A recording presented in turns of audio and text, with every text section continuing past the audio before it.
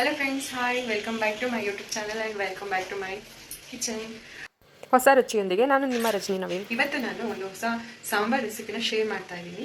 ಹೇಗಿತ್ತು ಅಂತ ಮಾಡಿ ಕಮೆಂಟ್ ಮಾಡಿ ತಿಳಿಸಿ ಫ್ರೆಂಡ್ಸ್. ಇದು ಮೊಳಕೆ ಕಾಳು. ನಾನು ಹುರುಳಿಕಾಳು ಮತ್ತು ಹೆಸರು ಕಾಳು ಕಡಲೆಕಾಳನ್ನ ಮೊಳಕೆ ಕಟ್ಟಿ ಇಟ್ಕೊಂಡಿದ್ದೀನಿ.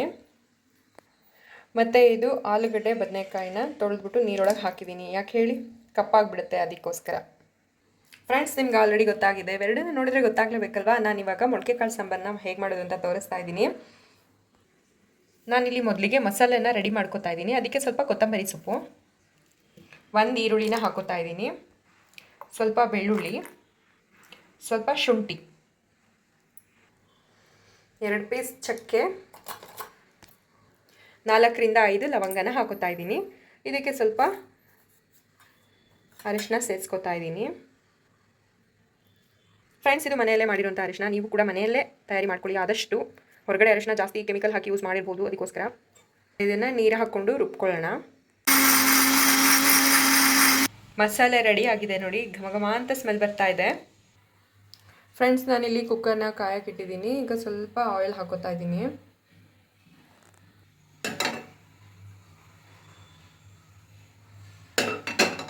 ಇದು ಬಿಸಿ ಆಗಿದೆ. ಇವಾಗ ನಾನು ರುಬ್ಬಿರೋ ಅಂಥ ಮಿಶ್ರಣನ ಸೇರಿಸ್ಕೊತಾ ಇದ್ದೀನಿ.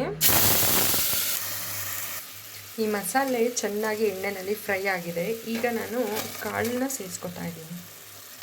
ಇದಾದಮೇಲೆ ಆಲೂಗಡ್ಡೆ ಬದನೆಕಾಯಿ ಕೂಡ ಸೇರಿಸ್ಕೊತಾ ಇದ್ದೀನಿ. ಇವಾಗ ಒಂದೊಳ್ಳೆ ಮಿಕ್ಸ್ ಕೊಡೋಣ. ಹಸಿ ವಾಸನೆ ಹೋಗೋ ತನಕ ಈ ಮಸಾಲೆನಲ್ಲಿ ಇದನ್ನು ಫ್ರೈ ಮಾಡ್ಕೋಬೇಕು, ಒಂದು 5 ನಿಮಿಷ. ನೆಕ್ಸ್ಟ್ ನಾನಿಲ್ಲಿ ಇನ್ನೊಂದು ಮಸಾಲೆನ ರೆಡಿ ಮಾಡ್ಕೋತಾ ಇದ್ದೀನಿ. ಕಾಯಿ ಖಾರ, ಅದಕ್ಕೆ ಒಂದು ಹೆಚ್ಚಿರೋವಂಥ ಟೊಮೆಟೊ, ಸ್ವಲ್ಪ ತೆಂಗಿನಕಾಯಿ, ಸ್ವಲ್ಪ ಕೊತ್ತಂಬರಿ, 1 ಪೀಸ್ ಚಕ್ಕೆ, 2 ಲವಂಗ, ಒಂದು ಸ್ವಲ್ಪ ಶುಂಠಿ, ಒಂದು 4ರಿಂದ 5 ಎಸಳು ಬೆಳ್ಳುಳ್ಳಿ. ಅದಾದಮೇಲೆ ಖಾರಕ್ಕೆ ತಕ್ಕಷ್ಟು ಚಿಲ್ಲಿ ಪೌಡರ್ನ ಹಾಕೋತಾ ಇದ್ದೀನಿ. 2 ಸ್ಪೂನ್ ಧನಿಯಾ ಪುಡಿನ ಸೇರಿಸ್ಕೊತಾ ಇದ್ದೀನಿ. ಇದಿಷ್ಟನ್ನು ನೀರು ಹಾಕ್ಕೊಂಡು ರುಬ್ಕೋಬೇಕು. ಇವಾಗ ಈ ಕಾಯಿ ಖಾರನೂ ರೆಡಿಯಾಗಿದೆ. ಇದರಲ್ಲಿ 1-2 ಸ್ಪೂನ್ ನಾನು ಎತ್ತಿಟ್ಕೋತಾ ಇದ್ದೀನಿ. ಯಾಕೆ ಅಂತ ಆಮೇಲೆ ಹೇಳ್ತೀನಿ. ಫ್ರೆಂಡ್ಸ್, ಇದು ಚೆನ್ನಾಗಿ ಫ್ರೈ ಆಗಿದೆ. ಘಮ ಅಂತ ಸ್ಮೆಲ್ ಬರ್ತಾ ಇದೆ. ಹಸಿ ವಾಸನೆ ಎಲ್ಲ ಹೋಗಿದೆ. ಮಸಾಲೆ ಜೊತೆ ಚೆನ್ನಾಗಿ ಮಿಕ್ಸ್ ಆಗಿದೆ ಕಾಳು ಮತ್ತು ತರಕಾರಿ.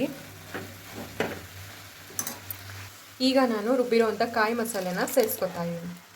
ಸಾಂಬಾರ್ ಕನ್ಸಿಸ್ಟೆನ್ಸಿನ ನೋಡಿಕೊಂಡು ನೀರು ಹಾಕ್ಕೊಳ್ಳಿ.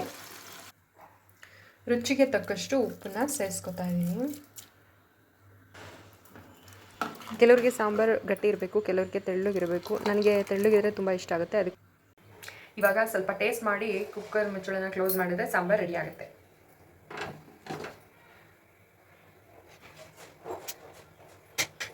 ಸಾಂಬಾರು ಕುದಿ ಬಂದಿದೆ ನೋಡಿ. ಇವಾಗ ಮುಚ್ಚಳನ ಕ್ಲೋಸ್ ಮಾಡಿ 3 ವಿಷಲ್ ಹಾಕಿಸ್ಕೊತಾ ಇದ್ದೀನಿ.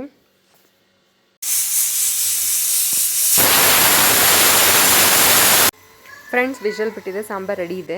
ಇವಾಗ ನಾನು ಒಂದು ಪ್ಯಾನ್ ತೊಗೊಂಡು ಅದಕ್ಕೆ ಸ್ವಲ್ಪ ಎಣ್ಣೆ ಹಾಕ್ಕೊಂಡು ಅದನ್ನು ಸ್ವಲ್ಪ ಬಿಸಿ ಮಾಡ್ಕೊತಾ ಇದ್ದೀನಿ.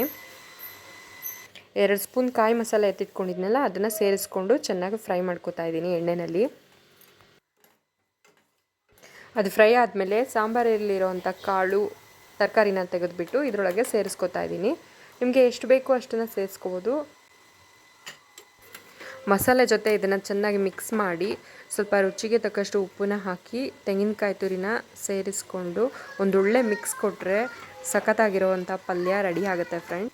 ಇದು ಮುದ್ದೆ ಜೊತೆ ತುಂಬ ಚೆನ್ನಾಗಿರುತ್ತೆ. ನಾನಿಲ್ಲಿ ರೈಸ್ ಜೊತೆ ಸರ್ವ್ ಮಾಡ್ತಾಯಿದ್ದೀನಿ.